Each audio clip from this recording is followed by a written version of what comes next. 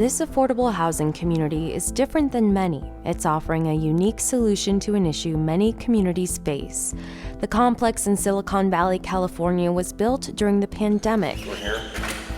Randy Souda is the building company's CEO. We provide affordable housing for a wide range of folks in our communities, from families to seniors, and then more recently for adults with developmental disabilities that have the ability to live independently.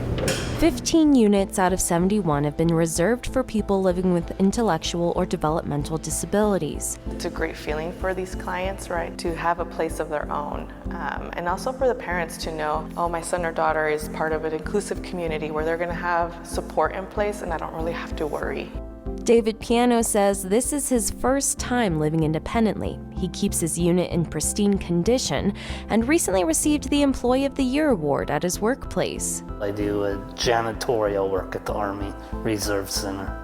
David says he loves living on his own and having his own schedule. We have an indoor bike parking lot here for bikes. I'm only 5 minutes from work, so I can ride my bike if I want. This location is close to public transit, and it's also close to shopping centers and food, which we know is extremely important for our clients because most of them don't drive.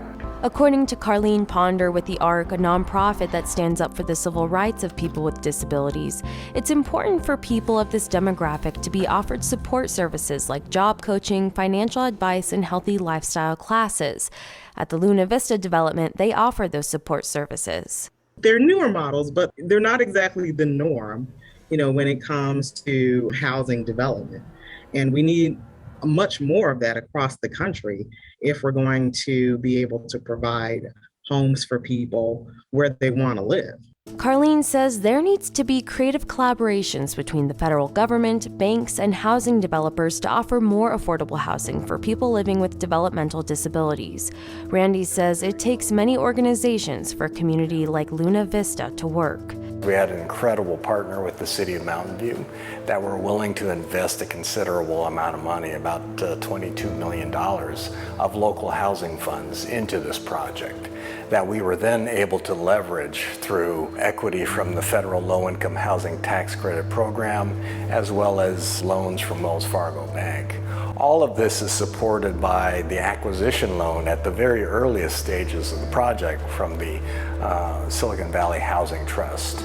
So without their initial $8 million acquisition loan, none of this would have happened. And in order for that to be possible, Randy says the first step is for communities across the country to welcome the idea of inclusive and affordable housing. These types of apartments provide housing for folks already in your towns. They're already part of your cities and your communities. They're folks that support you and serve you every day. In Mountain View, California, I'm Elizabeth Ruiz reporting. More to come on the race. Stick with us.